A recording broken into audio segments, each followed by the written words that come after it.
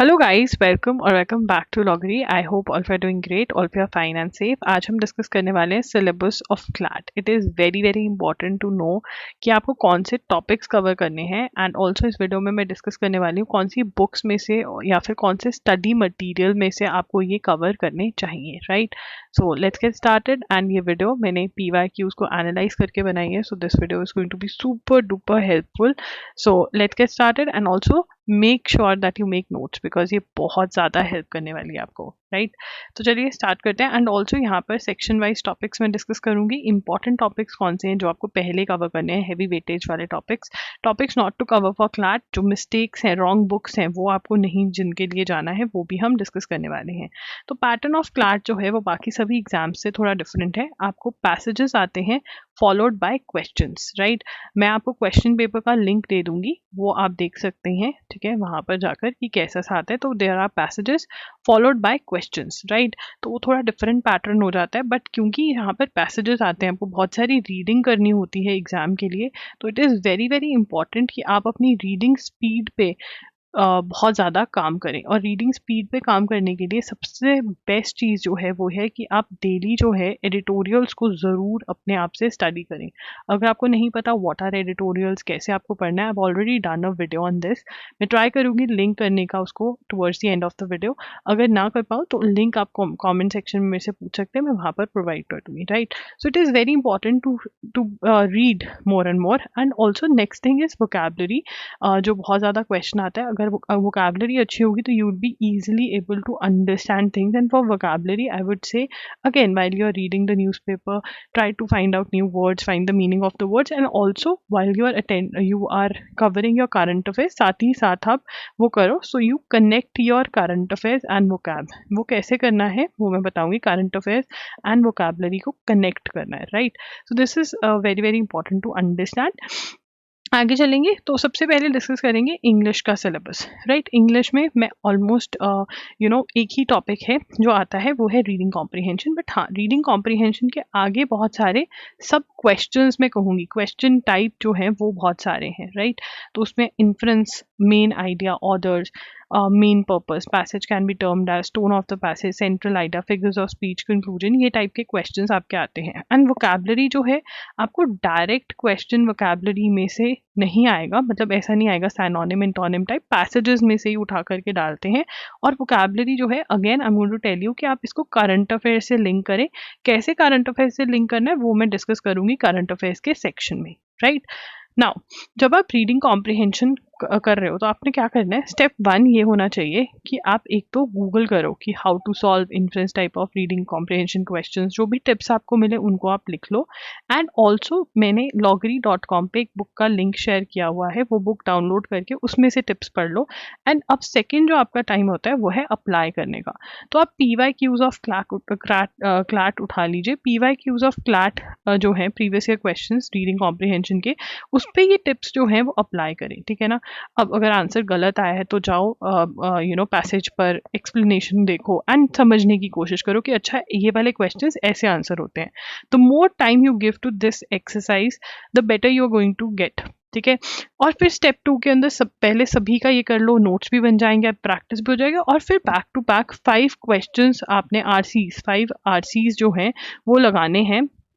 And उसके अंदर फिर स्पीड पे काम करना है, ठीक है ना। पहले सिंपली 5 क्वेश्चंस फोकस पे काम करेंगे, ठीक है। एंड जब फोकस बनने लग जाएगा तो हम स्पीड पे काम करेंगे कि हम 5 क्वेश्चंस को मिनिमम टाइम में 20-25 मिनट्स में सॉल्व कर पाए, ये हमें करना है। सो ये स्टेप्स आपके बनेंगे रीडिंग कॉम्प्रिहेंशन के लिए, ठीक है। अब इसके ऊपर मैंने डिटेल हर सब्जेक्ट पे क्लैट के मैंने डिटेल वीडियो करा हुआ है, तो वो भी आप देख सकते हैं। प्लेलिस्ट का लिंक आपको इस वीडियो के एंड में मिल जाएगा।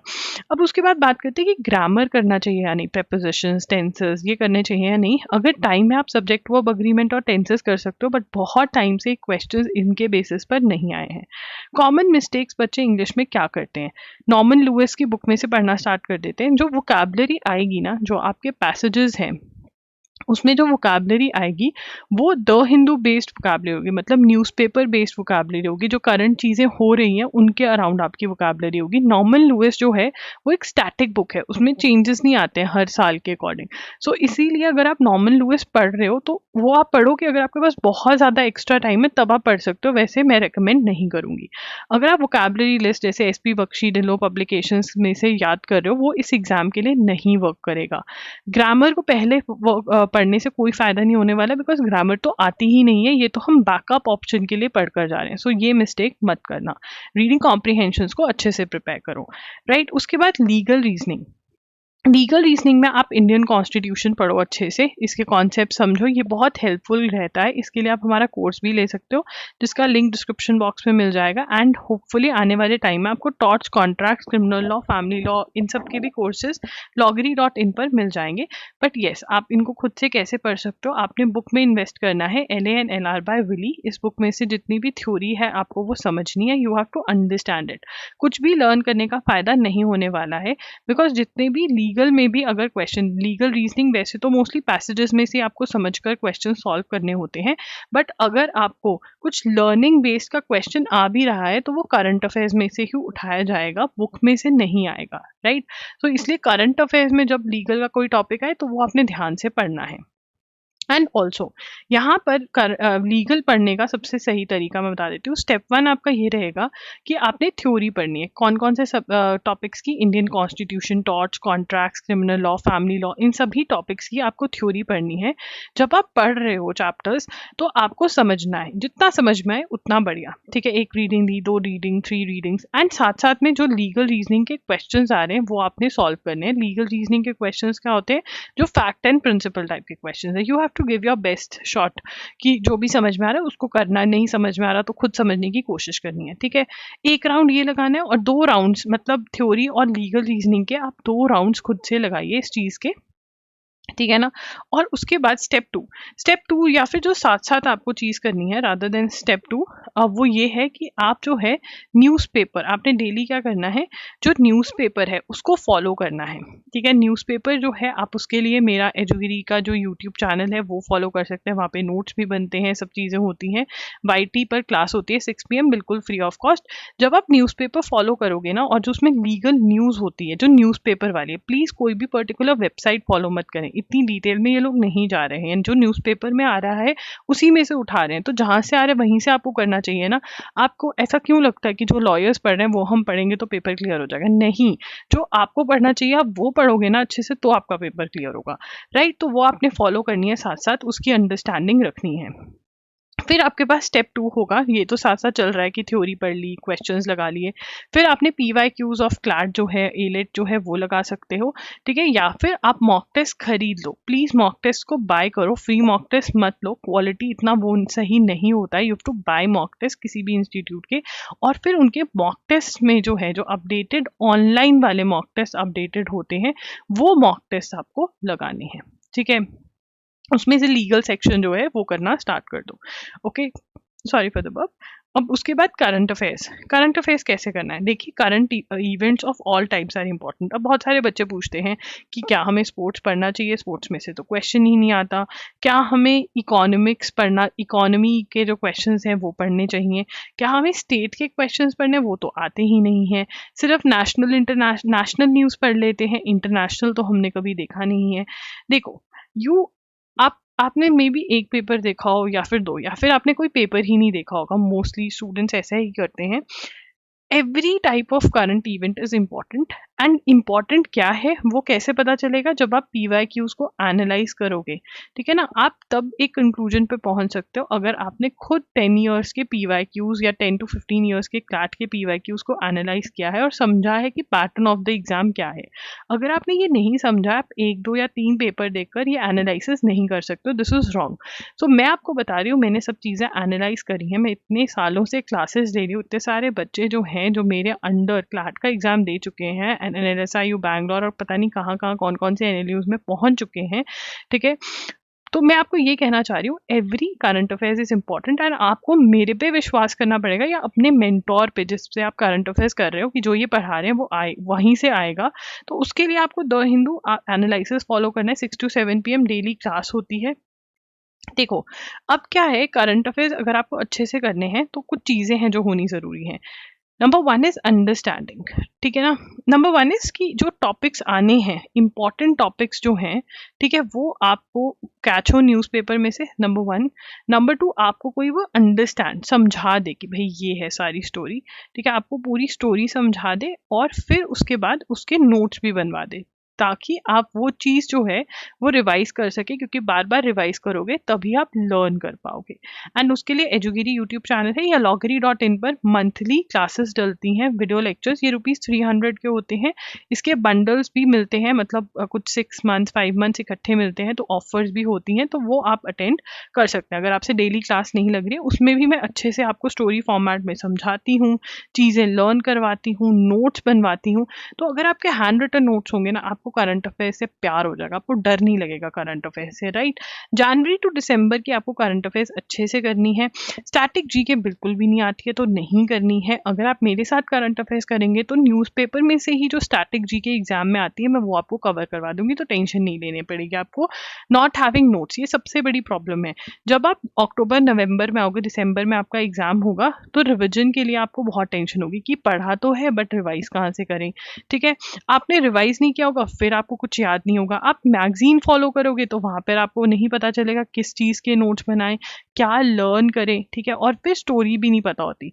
और अब जो क्लाट का एग्जाम हुआ है 2025 के अंदर, उसके अंदर अंडरस्टैंडिंग के बेसिस के ऊपर भी बहुत सारे क्वेश्चंस आए हैं। मोस्टली पहले रट्टा बेसिस पे होता था, बट अब अंडरस्टैंडिंग के बेसिस पे भी आए हैं।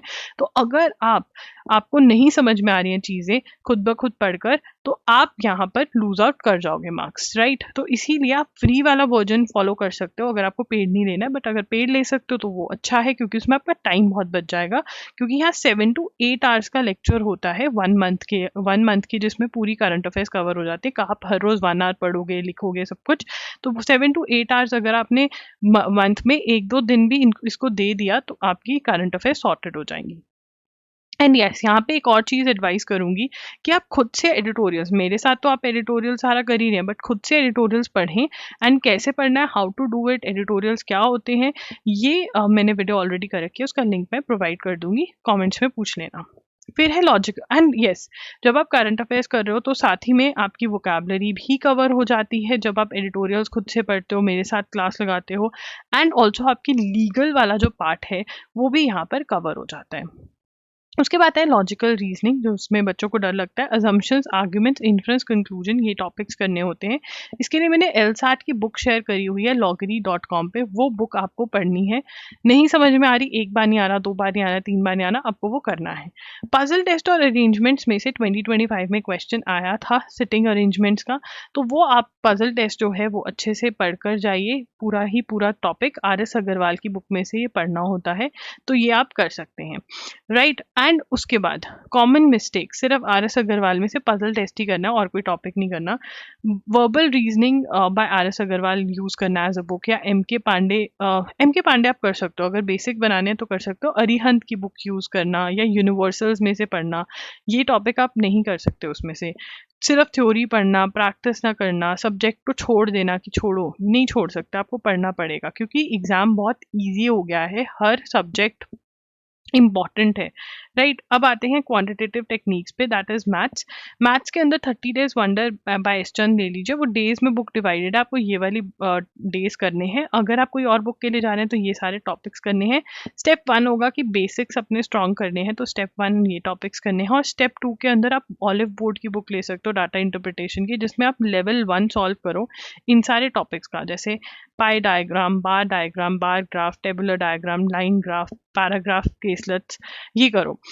Common mistakes, quantitative aptitude by RS Agarwal solve करने लग जाना, जो कि एक बहुत ही बल्कि बुक है, पूरी सॉल्व भी नहीं होती और बहुत ज़्यादा डिफिकल्ट भी है। या फिर मैथ्स को बिल्कुल छोड़ जाना। देखो, जिस हिसाब से 2025 का एग्जाम बहुत ईजी आया, most of the sections were really easy, English, legal, current बहुत ईजी थे, even logical for that matter. Maths was the difficult one. अगर किसी ने मैथ्स के अंदर से जो 4 to 5 6 मार्क्स ले लिए होंगे, those students are obviously going to have a as.